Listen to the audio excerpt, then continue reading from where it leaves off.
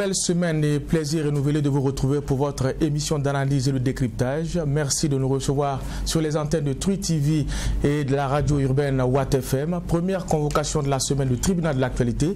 Je suis Adam Khaled Ouedraogo. Mesdames, Messieurs, bonjour. Bonjour également aux deux juges au siège. Bernard Bougma, ravi de vous retrouver après une semaine de convalescence. Merci, Président, bonjour. Bonjour, juge Va. Bonjour, Président Ouedraogo. Bonjour, juge Bougma. Heureux de vous retrouver. Bonjour, auditeurs et téléspectateurs. Alors, le coût salarial des gouvernements de 2016 à 2020, seuls 6 ministres sur 20 ont eu une rémunération mensuelle conforme selon le CIFWEB, le Centre d'information et de formation et d'études sur le budget. Nous allons revenir sur le sujet pendant cette convocation. Nous allons également évoquer la question de la suspension du traitement des dossiers de promotion immobilière décidé par le ministère en charge de l'urbanisme. Mais avant, nous allons ouvrir la première partie de cette émission, les avant-propos.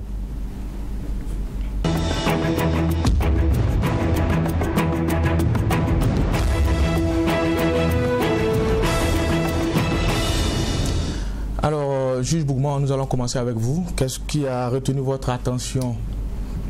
Non, je vais juste sacrifier mon rituel de lundi en souhaitant un très bon lundi à tout le monde, une très bonne semaine à tous les Burkinabés et beaucoup de courage également à ceux qui luttent d'une façon ou d'une autre pour rendre cette vie meilleure.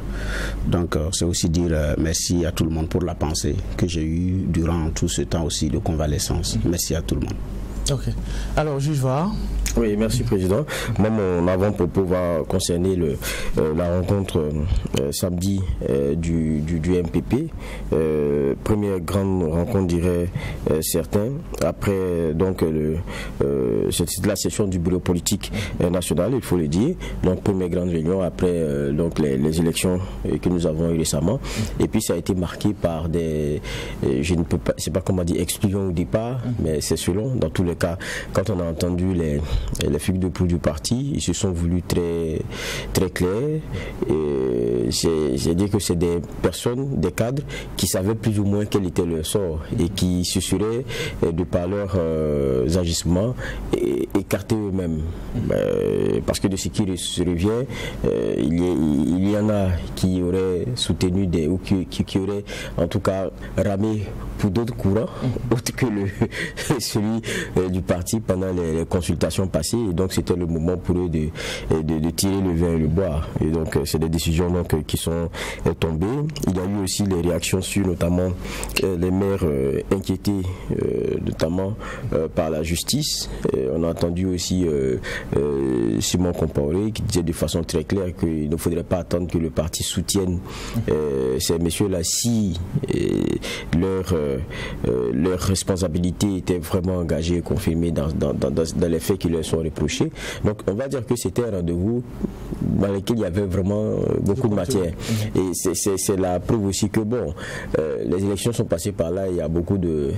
Ça a laissé aussi ses traces. Ça a laissé ses traces, surtout avec ces cadres-là qui vont partir. Mais c'est la vie aussi d'un parti politique. Hein. C'est celui de tirer les leçons de grands moments, d'assumer des décisions et puis d'avancer. On attend de voir ce que tout cela va donner. Mais bon, c'est un peu ça. Merci pour cette analyse. Je l'annonçais en début d'émission. Le Centre d'information et de formation et d'études sur le budget CIFWEB a rendu public son analyse sur le coût salarial des gouvernements de 2016 à 2020. C'était au cours d'une rencontre avec la presse. Il ressort entre autres qu'il y a eu un trop perçu de plus de 2 milliards de francs CFA pour le premier mandat du pouvoir actuel. Alors une déclaration qui a fait l'effet d'une bombe quand on regarde aujourd'hui les réactions sur la toile. Bernard Bougma, alors est-ce que ça vous a vraiment surpris ce qui a été donné comme déclaration par le CIFWEB? Non, pas de surprise parce que ça avait été dit, ça avait été vraiment évoqué. Des salaires avaient été déjà, de certaines personnalités avaient été déjà rendus publics, donc ce n'était pas un secret. Donc, parce que à plusieurs reprises, plusieurs médias effectivement avaient traité de ce sujet et également même ceux qui nous dirigent parmi eux, certains avaient donné des explications liées à cet état de fait. Donc, en ce qui me concerne personnellement, ça n'a pas été une surprise parce que c'était des informations qui étaient connues. On les avait même traitées ici au tribunal de l'actualité. Alors, juge, voilà, comme Bernard l'a dit, hein, c'est un sujet, un débat qui n'est pas nouveau. On se rappelle aussi qu'il s'était posé par sous la transition. Alors, est-ce que vous comprenez un peu, je dirais, cette réaction-là de l'opinion publique? Oui, il faut comprendre la réaction de l'opinion publique. Je suis d'accord avec Bernard, on l'a abordé ici, on s'est dit qu'il y avait sûrement un problème lorsqu'on a entendu aussi certains ministres nous dire que pour ce qui concernait un certain nombre d'entre eux, il y avait une négociation pour ce qui est des salaires, il y a eu des débats là-dessus, mais je pense que ce que fait le CIFOEB et qui fait qu'il y a le tollé aujourd'hui, c'est la question de proportion. C'est-à-dire quand on vous dit que certains ministres toucheraient plus qu'ils ne devraient, bon, tant que vous n'avez pas un ordre de grandeur, quelquefois le choc n'est pas pareil. Maintenant quand on vous parle d'un trop perçu de 2 milliards, de plus de 2 milliards de francs CFA, ça c'est des chiffres qui sont concrets et du coup ça vous parle. Près de 36 millions par mois qui sont de l'ordre du trop perçu, ça vous parle. Parce que derrière, vous dites, attendez, on est dans des réalités qui sont celles que nous connaissons, où on nous prête chaque matin qu'on est en train de greffer ici pour aller gérer certaines situations qui sont compliquées. Donc vous vous dites, ça ne rien comprendre. On est dans les continents africains où, je l'ai dit souvent, on est partagé entre le prioritaire, le primordial et le nécessaire. Et donc, ça veut dire que tout est urgent. Donc, à un moment donné, on ne peut pas comprendre un certain nombre de comportements. Et c'est difficile à expliquer. Maintenant, peut-être on va aller un peu plus loin dans le débat, c'est que le CIFOEB aussi se base sur je pense, sur un arrêté de 2008. Maintenant, qu'est-ce que nous disent les textes de façon dans le fond? Parce que j'ai reçu ici d'ailleurs hier au journal du dimanche soir à JDS le directeur exécutif du CIFOEB qui nous a donné, Youssouf Ouattara, qui nous a donné en tout cas quelques détails sur le processus de travail et tout. Ils vont de ce que disent des textes et ils constatent ce que perçoivent les ministres et font la déduction au regard de ce qui était prévu de façon légale. Donc c'est un travail qui est à saluer. Ça le mérite de cette fois-ci non seulement de dire qu'il y a problème, mais de donner des chiffres et de les mettre sur la table. Maintenant, ce à quoi on s'attend, c'est que les concernés, ceux qui nous prêtent chaque matin que comment dire cela, quand ils viennent, leur préoccupation c'est de voir comment est-ce que le train de vie de l'État on peut on peut diminuer, on peut voir comment est-ce que les charges on peut en supprimer certaines qui sont de l'ordre du forcément pas nécessaire. Mais quand vous sur des questions aussi simples, on s'est dit que vous ne montrez pas patte blanche. Je pense qu'il y a beaucoup de questions qui pourraient être soulevées. Et donc je dis, ça ne surprend peut-être pas, mais la question des chiffres qui nous sont donnés, c'est naturel que ça émeuve les Burkinabés aujourd'hui. D'accord. Alors, juge Bougma, Geoffroy l'a dit, les chiffres donnés interpellent. C'est vrai que le gouvernement, dans le discours, prône, je dirais, la réduction du train de vie de l'État, mais quand on regarde aujourd'hui les révélations du CIFOEB, est-ce qu'il n'y a pas une incohérence dans la gestion du patrimoine national? Je pense que c'est ce dont nous avons parlé ici en émission. Je fais partie personnellement de ceux qui s'appuient sur quel sens retourner ce sujet. Voilà, parce qu'on en a tellement parlé, il y a eu tellement de répétitions. Voilà, il y a un décret effectivement qui institue les rémunérations des différentes personnalités du Burkina. J'ai dit personnalité, le président du FASO, le premier ministre, médiateur du FASO, jusqu'au ministre d'État, ministre délégué, ministre simple comme on le dit aussi. Donc, voilà, donc il y a un décret effectivement qui l'institue. Donc de ce point de vue-là, ça dit que les choses étaient plus ou moins claires. Sauf qu'il a été dit également entre-temps, sans qu'on ait pu vérifier, que en fonction de ce que vous gagnez avant, il n'était pas question de gagner moins, de faire ci, de faire ça. Donc on tient compte de ce que vous gagnez avant et puis arrondir pour arriver à un truc, comment on appelle ça, à un traitement effectivement intéressant. Bon, c'est ce qui avait été effectivement mis sur la table. Et c'est cet argument également qui a prévalu.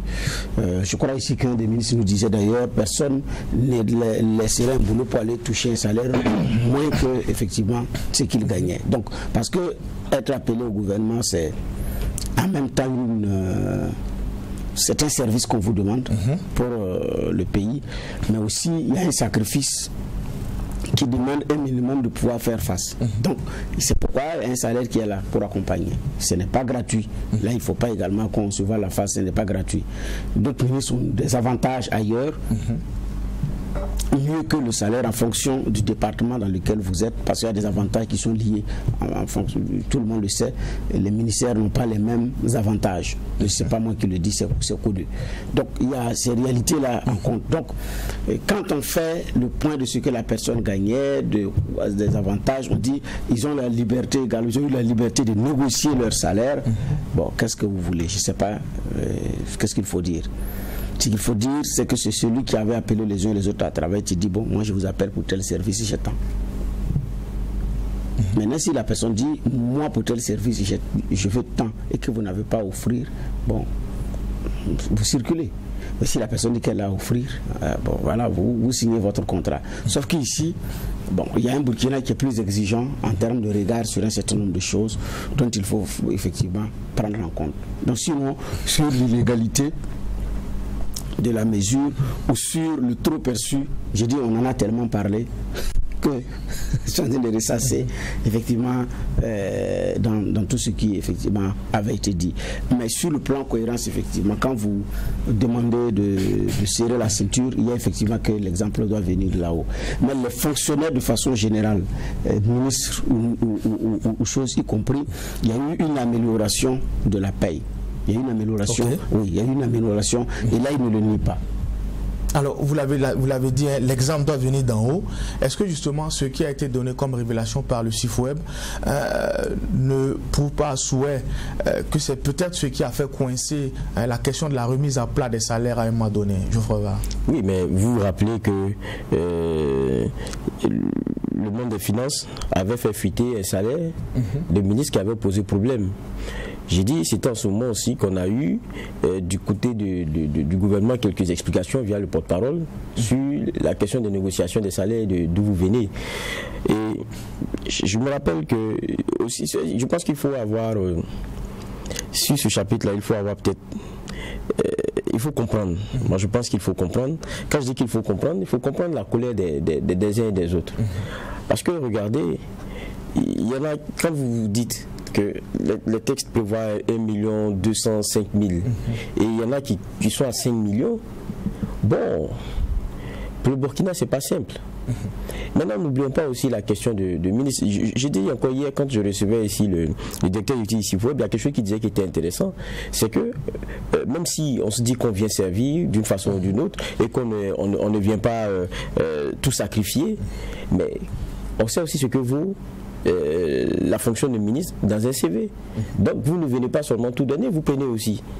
Ministre, ça vient s'emprunter du latin, c'est un ministère d'un adjectif minus qui veut dire servir. Ce n'est pas se servir. Donc, à la réalité, c'est que quand on dit servir, derrière il y a une question de, il y a une vocation. Ce n'est pas vous qui mettez en avant, c'est plutôt celui que vous servez. Et ici, c'est le peuple burkinabé.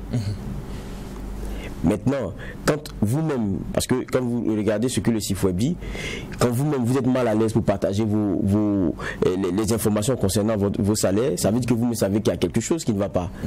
Ils ont eu des difficultés à avoir des données. Ils sont, quand vous allez le remarquer, c'est quoi, 20 ministres, si ma mémoire est bonne, c'est 20 ministres dont ils ont pu avoir sur lesquels ils ont pu avoir des éléments. Pour le reste, ça n'a pas été possible. Donc ça veut dire qu'au-delà de ce qu'on ne révèle pas le salaire de quelqu'un, on est vraiment mal à l'aise. Et puis, si on ne révélait pas les salaires des gens ou quoi que ce soit, si ce n'était pas accessible, je ne sais pas pourquoi est-ce qu'il y a des textes qui encadrent et puis ça permet quand même de savoir plus ou moins ce que vous touchez. Donc, pour moi, il y a un vrai problème de fond qui mérite sûrement que cet exécutif-là sorte et dise un certain nombre d'éléments. Parce que quand ça tombe comme ça de go, c'est difficile pour les uns et les autres de l'accepter. Parce que tout le monde le ramène au salaire de personnes qu'ils connaissent. Il dit, mais attends, même les professeurs d'université, même ceci, même cela. Et quand ils ramènent, ils disent, mais on n'est même pas dans une commune mesure. Mais c'est vrai que c'est des serviteurs de l'État aussi qui ont besoin d'un minimum. pour travailler. Je ne vais pas rappeler les propos si je me rappelle bien, c'est la ministre de l'Action sociale. Maintenant, si ma mémoire est bonne, vous le direz si je trahis quelque chose. C'était ici sur le plateau, elle a dit qu'il ne fallait pas clochardiser aussi nos ministres. C'était le terme qu'elle avait. Elle n'a pas la seule même à l'avoir dit, même le ministre des Affaires étrangères. Voilà. Elle avait dit qu'il ne faut pas clochardiser nos ministres, il faut regarder un peu ailleurs et tout. Mais je pense aussi que dans ce cas de figure-là, quelquefois, comparaison n'est pas raison. Regardez seulement le budget de ces pays-là. L'année, vous allez comprendre qu'il y a des choses qu'il ne faut pas. Il y a des parallèles qu'il ne faut pas faire. Le CIFOEB est clair. C'est vrai qu'il n'y a pas lieu de demander une clochardisation des ministres, mais on met beaucoup plus le doigt sur le respect des textes. Si on estime que le montant n'est pas à la hauteur justement des missions qu'on demande aux ministres, courageusement on va vers une hausse, mais qu'on respecte ce qui est donné comme texte. Le CIFOEB dit de façon très claire que son analyse est fondée sur le décret numéro 2008-891 du 31 décembre donc 2008, avec ce que vous connaissez, presse, PMF, tout ça. Donc c'est des textes. Je crois que c'est ça, c'est le problème de fond qui est posé. Si on se rend compte qu'il y a des choses à corriger, je pense qu'il y a des textes qui encadrent, donc il faut les revoir. Et comme ça, tout le monde est à l'aise. Je pense aussi que c'est peut-être le problème de fond. Quand vous allez le toucher, on va dire, bon, écoutez, les gars là, ils sont en train de revoir des choses là pour mieux se payer. Et ça va devenir un problème. Mais si vous pensez que ça ne va pas, soyez plus courageux que cela. Parce que si on peut aborder la question du salaire du travailleur de façon générale, pour dire qu'il faut une mise à plat, bon, certains n'ont pas trop aimé le terme, on a dit refonte, après, je ne sais même plus qu'est-ce qu'on a trouvé comme dernier vocable. Mais si pour le travailleur, le citoyen lambda, le travailleur de la fonction publique, courageusement on s'est dit qu'il faut remettre les choses à plat, il faut discuter parce que ça devient difficile leur rémunération. Et quand on regarde la proportion mise à ce que nous avons comme produit intérieur brut, il y a un problème. Quand vous dites ça, donc ça veut dire que tout le monde est dans la balance. Ça ne doit pas concerner que celui qui n'est pas ministre. Ça concerne tout le monde. Donc si courageusement on peut remettre la question des salaires dans des débats, et on a vu les tournées que cela a, ça veut dire que même la question de la rémunération du ministre devrait être abordée. Et puis et c'est ce qui va me déranger, qu'on ait des régulations pareilles et qu'il n'y ait pas de réaction. Ça c'est aussi une autre forme de communication, quoi qu'on dise. Vous savez, ne rien dire, c'est dire quelque chose. Parce que celui qui pose le problème, à qui vous ne répondez pas, il est destinataire d'un autre message. C'est comme si, bon, écoutez, le chien aboie, la caravane passe, quoi. Bon, quand vous allez finir là, vous allez vous calmer, nous on va continuer. Non, je pense qu'il faut une réponse. Si le CIFOEB se trompe dans la lecture des textes, on pourra le savoir. Si ce qui est dit, parce que ou bien ce qui a été révélé, peut-être que dans certaines proportions ce n'est pas forcément vrai, il faudrait qu'il y ait une réponse. Parce qu'aujourd'hui, les Burkinabés attendent de savoir pourquoi est-ce que chaque mois on a un trop perçu de 36 millions de francs CFA pour ce qui est des ministres. Et ils le disent, ça risque de grimper parce qu'il y a parce que quand ils font sortir ces chiffres-là, c'est pour que ce soit corrigé. Et ils disent, pour ce qui est de ce qu'on aura avec de ce nouveau gouvernement, ils disent bien, le CIFOEB estime que le gouvernement d'Abilé 2 aurait un coût salarial mensuel, bon ils sont un peu prudents, ils disent bien aurait, de 39 573 000 francs CFA si le décret est respecté. Dans le cas contraire, ce coût serait de 75 915 133 000 francs CFA. Donc vous voyez comme pratiquement du simple au double.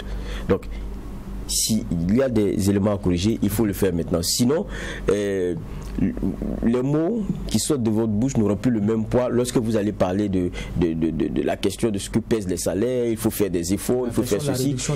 Ça ne peut plus peser parce qu'on vous ramènera toujours à la figure que vous avez été interpellé si vous n'avez pas répondu. Pourquoi est-ce que vous voulez toucher à nos maigres sous?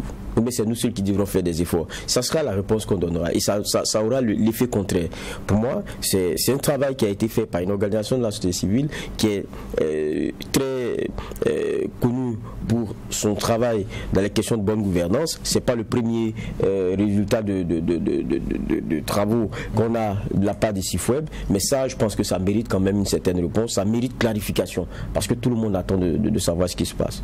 D'accord. Alors Bernard Bouma, c'est vrai qu'il y a beaucoup de choses à dire sur ce sujet-là, mais ce qui est certain, ça fait de la matière pour le département, je dirais l'institution de Luc Marius Ibriga.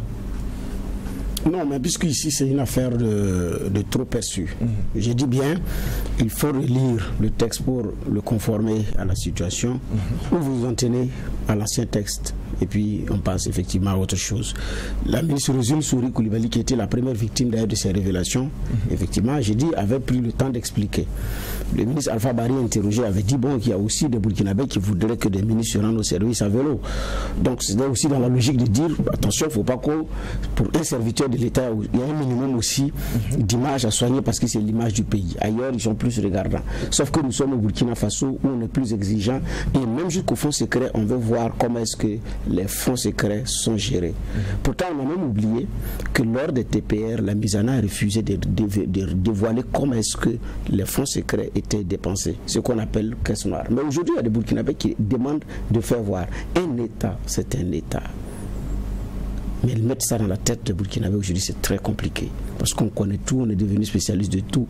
Et dans nos familles qu'on gère, il y a des éléments de la famille qu'on ne veut pas qu'on voit. Parce que ça participe également du mythe de la famille. Mais pour l'État, on veut tout dévoiler. Alors que non, et l'État aussi, il y a le mythe derrière l'État.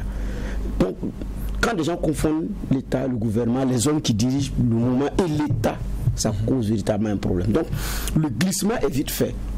En ceux qui ont des problèmes à régler avec certaines personnes qui sont au gouvernement, qui confondent tout, et ceux qui sont dans une logique d'exigence de transparence, et ceux également qui confondent effectivement toutes ces choses-là. Ce qui fait que c'est des sujets qui parfois nous dépassent, nous certains, mais bon, on y est, et puis bon, chacun fait feu de tout bois. C'est pourquoi j'ai dit relire les textes. J'ai dit pour le conformer à la nouvelle situation, où on s'en tient à la nouvelle situation. Deuxième situation, vous aviez posé la question par rapport à est-ce que ce n'est pas ce qui a bloqué le système de rémunération. Mais il n'a pas été dit que les salaires des ministres ne sont pas concernés par la relecture du système de rémunération. Ça n'a pas été dit nulle part. Mais des gens posaient comme préalable de mettre ça aussi à plat pour qu'on avance. Alors que c'est de façon globale.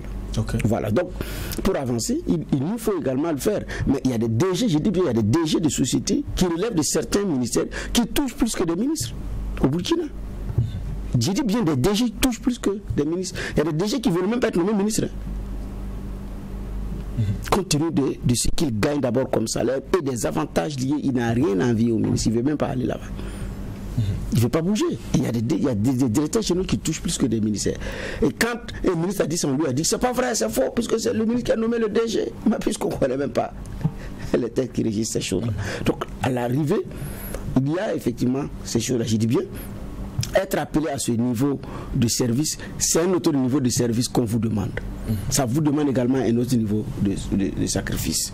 Mais à la réalité, il va falloir également que on se dise aussi. Et c'est le côté aussi où on ne veut pas entendre.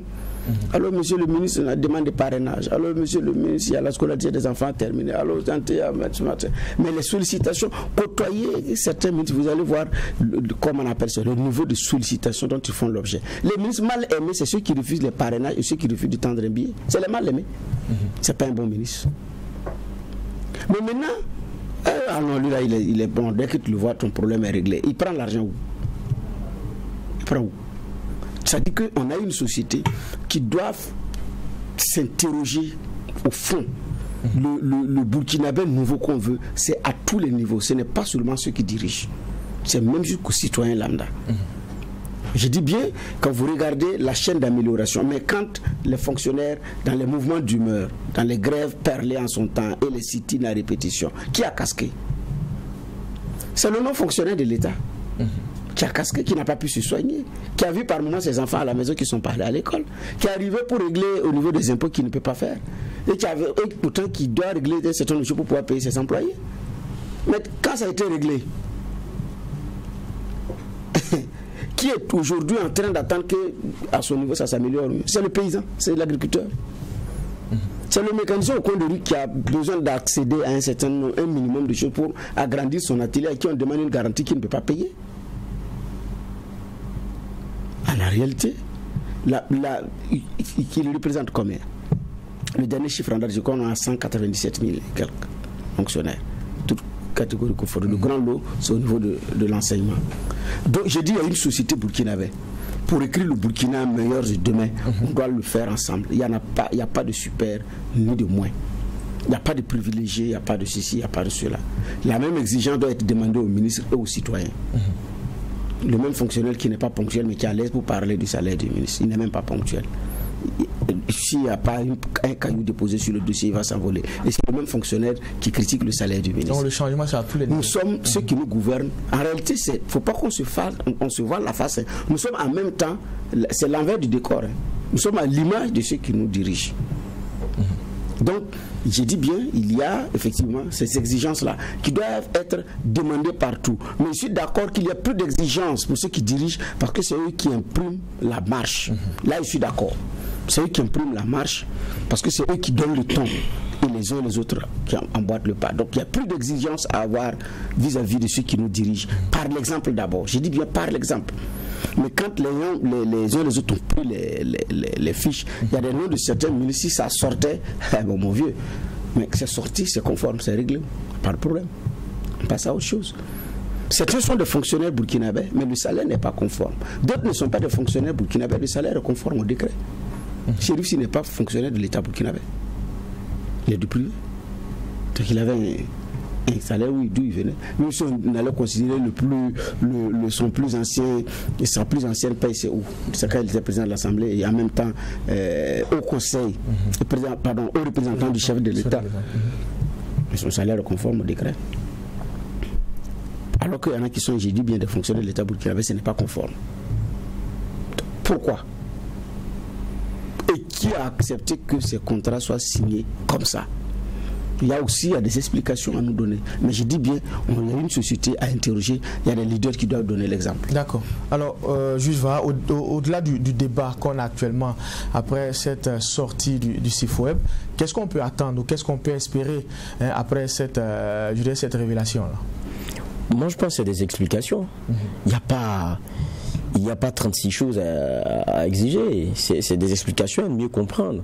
Parce que moi je dis, on a un exécutif qui nous a prêché que les cadeaux sociaux ont conduit à un déficit budgétaire de 8% et que les plus de 196 000 agents de l'État nous coûtent un peu plus de 53% de nos produits intérieurs bruts et qu'en 10 ans, on serait passé de quoi 199 milliards de francs CFA à 620 milliards en termes d'espèces sonnantes et trébuchantes qui sont reversées à ces agents, que ça pèse un peu trop, il faut qu'on serre tous la ceinture. Mais ça, c'est vrai. Mais quand vous avez ce discours-là qui conduit à ce que il faille revoir les rémunérations, il faille revoir un certain nombre, d'abord les rémunérations, les revoir parce qu'on se dit qu'il y a une certaine disparité, il y a une non-logique, donc il y a des laissés pour compte, il y a des chouchous, on dira comme ça, de cette même fonction publique. Mais quand vous dites ça, ça doit être transversal à tout le monde et puis vous devrez donner l'exemple. Je pense que c'est de ça qu'il s'agit ici aujourd'hui. Donc quand on a des révélations qui arrive dans cette atmosphère-là, qui arrive dans ce contexte-là, ça oblige qu'il y ait des explications. Parce qu'on parle ici de taux perçu. C'est au regard de quoi? Du texte. Donc ça veut dire qu'on doit demander, et je pense que ça c'est une logique, que tout le monde respecte les textes. Maintenant, si c'est pas respecté, pourquoi est-ce que c'est pas respecté? Parce que quand vous regardez le travail du SIFOEB, ça, on ne peut pas les empêcher de faire une corrélation en termes de manque à gagner. Quand ils continuent, ils disent quoi? Quand vous regardez au fond, ça permettrait de faire quoi? De construire 69 blocs de 3 salles de classe ou 38 CEG, 67 maternités ou encore 272 dépôts de médicaments essentiels génériques. Donc ils regardent, ils disent, mais ça c'est un manque à gagner, ça aurait pu servir à autre chose. Et puis on est dans une réalité qui est celle aussi de l'e-terrorisme. Pour combattre ces terroristes-là, on a tous dit ici, ce qu'il faut c'est des hommes et de l'argent. On a lancé des coronatons, on a lancé on a tout fait ici. Mais ça veut dire que le problème, pour nous, très souvent, c'est les moyens. Et quand on vient nous dire que tout le monde doit serrer la ceinture, on ne va pas accepter que d'autres personnes troquent leur ceinture, comme je dis quelquefois, pour des bretelles, parce que le ventre est trop bidonnant. En d'autres termes, il y a de l'argent, il faut juste savoir où les prendre.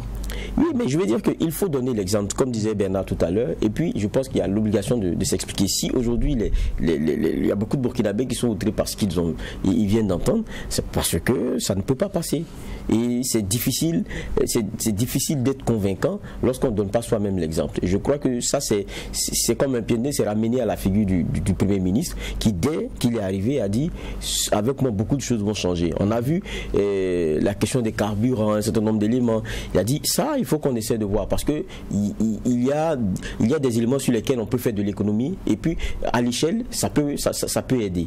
Mais s'il y a eu le courage, et je le dis encore, de dire que pour tous ces agents de la fonction publique, il faut revoir et bien revoir dans les salaires, je crois que c'est pas vous qui n'allez pas respecter les textes, c'est-à-dire que ce qui encadre vos salaires. Auquel cas, s'il y a eu des dépassements, qu'on nous explique et qu'on comprenne pourquoi.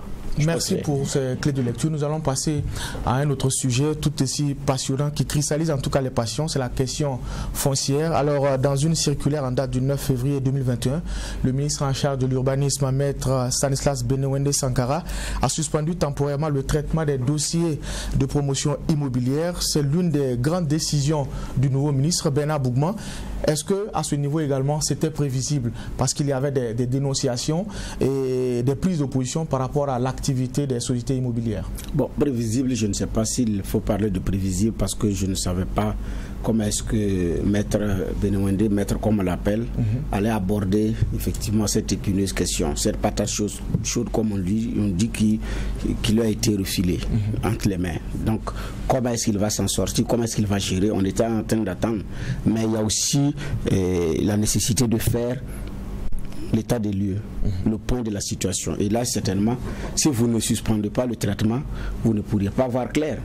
Donc, ça participe donc certainement de pouvoir suspendre et de regarder les dossiers en souffrance et même évaluer les dossiers qui sont passés, parce que entre ce que certains promoteurs viennent confier au ministère comme projet à réaliser sur le terrain et ce qu'ils réalisent réellement, il n'y a pas de...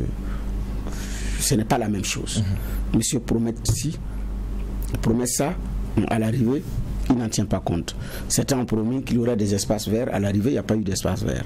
Certains sont allés morceler avant de faire le rattrapage pour avoir les papiers, tout ça c'est connu. Donc ils ne sont pas en règle, mais ils ont lancé l'opération, les uns et les autres se ruent sur les parcelles, se ruent sur les villas, mais monsieur n'a même pas les papiers, comme on le dit, pour parler en termes plus simples, les papiers normaux, c'est-à-dire adéquats pour pouvoir faire son travail. Il ne les a pas.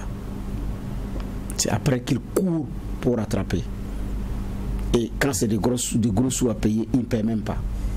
Donc parce qu'il y a effectivement des protecteurs là-haut, il y a des connexions, il y a des complicités, il y a des camarades d'affaires, il y a des associés, donc il y a tout ça. Donc, et puis c'est le petit du gourou du parti, il y a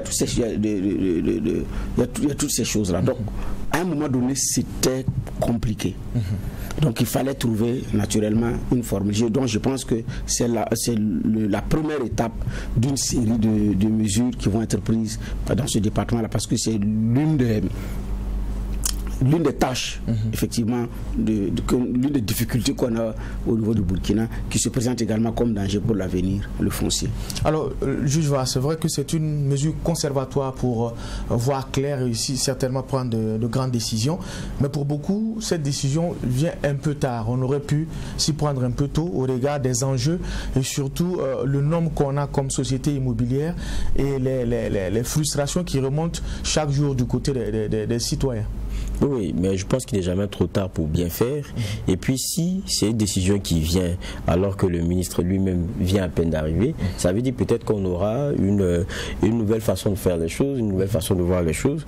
Et dans un domaine qui depuis longtemps aussi fait des gorges chaudes.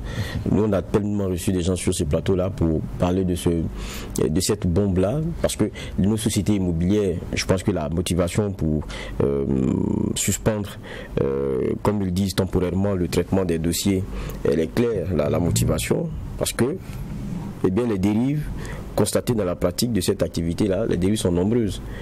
Je pense que tout le monde autour de cette table convient au moins sur ce chapitre-là. Il y a beaucoup de dérives. Des sociétés immobilières qui sont beaucoup plus maintenant dans la spéculation foncière, quand vous regardez au fond. Et il y a des textes. Ce qui étonne aussi au Burkina, c'est bien ça.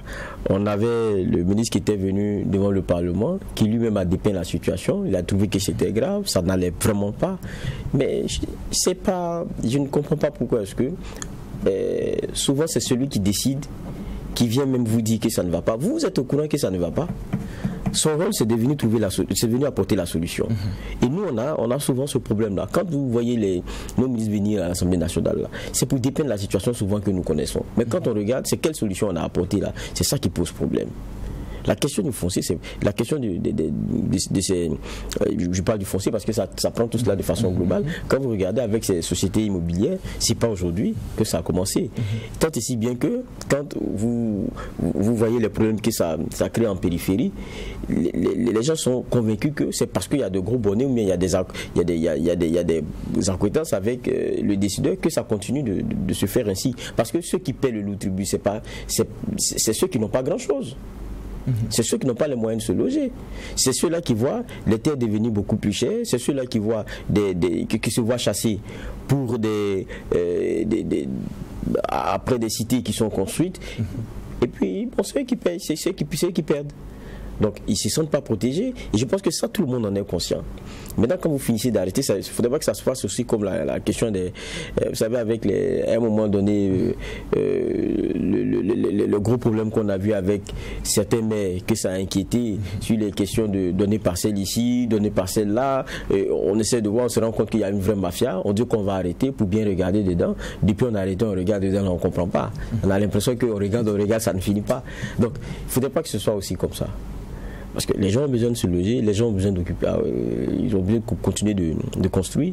Mais je crois qu'il y a vraiment des dérives et c'est bon que de se dire à un moment donné, il faut comprendre le problème à bras le corps. On a entendu au détour de certaines interviews, il n'y a même pas longtemps, je pense que c'était sur les Faso.net ou quoi, vous avez des personnes au ministère qui vous diront par exemple que il faudrait que chacun regarde bien dans les contrats qu'il signe parce que si après vous faites flouer, ça vous risque et péril. Mais si vous laissez des gangsters en col blanc avoir toutes les autorisations pour venir flouer les gens, vous voulez qu'on fasse comment? C'est ça aussi le problème. Et donc, pour moi, c'est un secteur qui mérite forcément qu'on regarde bien là-dedans. Alors, juge Bougma, suspension pour suspension, on sait que pour le cas des lotissements, par exemple, on avait pris des mesures conservatoires, on avait suspendu. Cette suspension est toujours de rigueur dans les communes à statut particulier. Finalement, est-ce qu'il ne faut pas attendre avant de crier vite victoire? Non, la suspension, c'est Ouaga et Bobo seulement, effectivement, comme vous le dites. Mais là, on ne sait pas pourquoi ça coince. Est-ce qu'il ne faut pas attendre avant de crier victoire? Non, c'est un traitement de dossier. J'ai dit c'est une étape, parce que ce n'est pas une action qui a dit non. Ce sont la suspension du traitement des dossiers en attendant. Parce qu'il y a beaucoup de dossiers qui sont sur la table. Vous prenez les grands axes routiers, c'est des aménagements qui sont faits quotidiennement. Des bornages qui sont faits quotidiennement. Donc c'est la course folle, effectivement, vers les terres. Donc, des propriétaires terriens également qui ne se gênent pas de vendre. À qui mieux. Donc c'est le constat de la situation. Est-ce que c'est la fin des problèmes? Non. Donc ce n'est pas de dire comme on appelle ça, qu'il faut crier victoire, mais je dis que c'est certainement la première étape d'un long processus qui vient de s'enclencher. Et donc on attend également la suite par rapport à comment est-ce que les choses vont évoluer. Mais l'autre gros morceau, c'est aussi l'affaire des non-lotis, communément appelés non-lotis. Comment est-ce que ça va se gérer quand dans certains arrondissements, il y avait la distribution qui avait commencé jusqu'à ce que, avant que le processus ne soit stoppé. Donc il y en a qui ont eu leur parcelle en bonne et due forme. D'autres, c'est à quelques mètres de chez eux que l'opération a été suspendue et depuis des années, ils sont à cette étape-là. Vous rentrez aujourd'hui dans ces habitats-là, il y en a qui sont en matériaux, je dirais définitifs, de bonne qualité, qui ne se gêne pas de mettre les moyens parce que c'est son cadre de vie. Il ne va pas attendre dans des bâtisses qui menacent de couler à chaque saison de pluie. Alors qu'à un moment donné, vous n'avez plus les ressources. Donc il y en a qui sont effectivement, qui ont mis les moyens, que ce soit vraiment un cadre de vie, parce qu'il y a l'eau, il y a eu des adductions d'eau dans certaines zones non loties, comme des zones, dans certaines zones non loties. Donc, qui ont amélioré leur cadre de vie et qui attendent. Donc peut-être qu'il y aura également un plan pour pouvoir régler ces choses-là. Sinon, dans les environs de Ouaga, par rapport au trop plein qu'il faut maintenant délocaliser sur d'autres sites, on n'a pratiquement plus. Parce que tous les espaces. Vous mettez le doigt sur le nœud du problème. Mais quand on regarde la question foncière, il y a eu les états généraux, on a eu une enquête parlementaire. Mais finalement, qu'est-ce qui fait qu'on a l'impression que les autorités ne savent pas par quel bout prendre le problème? Non, je pense que c'est un manque de volonté politique et de courage qui manque, c'est tout. Les dossiers judiciaires sont connus, les personnes, les coupables de ces malversations sont connus. Certains ont même séjourné momentanément dans les maisons de détention. Après, les dossiers n'ont plus bougé. C'est tout. C'est pas. J'ai dit, il y a une volonté quelque part qui manque, c'est tout. C'est pas une affaire de on ne sait pas par quel bout attraper. Non. C'est parce qu'il y a des implications. J'ai dit parce que certaines personnalités politiques, même au niveau des ministères concernés, sont des actionnaires de certaines sociétés de promotion immobilière. Certains également ont la protection de certaines personnalités politiques qui n'est pas forcément actionnaire. Il y en a qui bénéficient d'autres avantages et donc qui protègent. D'autres, c'est des autorités traditionnelles, coutumières et religieuses qui les protègent. Donc la réalité aussi, elle est là. Donc c'est un monstre à plusieurs voilà, justement. Donc la réalité, je pense que c'est là. Maintenant, si vous avez le courage de taper, tout en sachant que le politique va vous soutenir, vous pouvez le faire. Mais si vous tapez et que le politique ne vous soutient pas, c'est peut-être vous qu'on va remplacer au poste et puis la vie va continuer. Donc la réalité, j'ai dit, c'est deux choses, volonté et courage politique, et puis c'est réglé. Alors, juge Vaha, c'est vrai que l'autre grand chantier sur lequel on attend le ministre Stanislas Sankara, c'est notamment la mise à l'effectivité de la loi portant bail locatif d'habitation privée. À ce niveau-là, il y a une loi qui existe, mais on attend toujours les décrets d'application. Oui, mais moi-même, c'est pas que ça. Quand on avait reçu ici, le comité qui a travaillé là-dessus, il y avait pour moi un point fort qui manque. Ça veut dire que, vous savez, quand vous encadrez, vous décidez d'encadrer un secteur, vous décidez de catégoriser les choses pour qu'il y ait des éléments qui permettent à la fin d'arriver à un genre de prix, donc un genre de somme à consentir pour tel type d'habitation. Vous dites que ça devrait avoir valeur de sorte à ce que celui qui ne le respecte pas, il y ait des moyens pour l'y contraindre. Mais quand on va arriver à un moment donné où c'est encore à l'appréciation de celui qui a construit, ça devient un peu compliqué. Donc je dis, il ne faut pas quelquefois entrer dans des gros débats, entrer dans des dynamiques qui font rêver les gens, et puis après à la fin on se dit, bon, entendez-vous pour que ça s'applique. Ça sera compliqué. Aujourd'hui, ça n'a pas changé. Ça n'a pas changé les choses. Le monsieur, vous habitez chez lui, parce qu'en fait c'est comme ça qu'il voit les choses. Vous n'êtes pas chez vous, hein, parce que ça aussi vous n'êtes pas encore construit, vous êtes chez lui. Et donc quand il vient, il vous dit, bon, je pense que ça fait maintenant une bonne année que vous êtes là. Bon, le loyer là on va voir, hein, parce que moi j'ai envie de mettre 25 000 dessus. Bon, comme le mois il est en cours, donc le mois prochain, je pense que ça va commencer à s'appliquer. C'est fini, quand il a tourné le dos là, c'est qu'il voulait se négocier ou partir. Mais c'est comme ça. Parce qu'on est dans un secteur encore où la demande, parce que c'est ça en fait le problème, là où la demande est très forte, parce que tout le monde a envie, et c'est de façon séquencée, tout le monde sort de la maison familiale, va chercher une nouvelle maison, ceux qui sont à un certain âge, c'est comme ça, c'est progressif. Donc il y aura cette demande là qui sera perpétuelle. Il faut des politiques pour contenir. Sinon, celui qui offre devient le roi et fait tout et n'importe quoi. Alors que il y a un niveau de vie qu'il faut préserver chez le Burkinabé.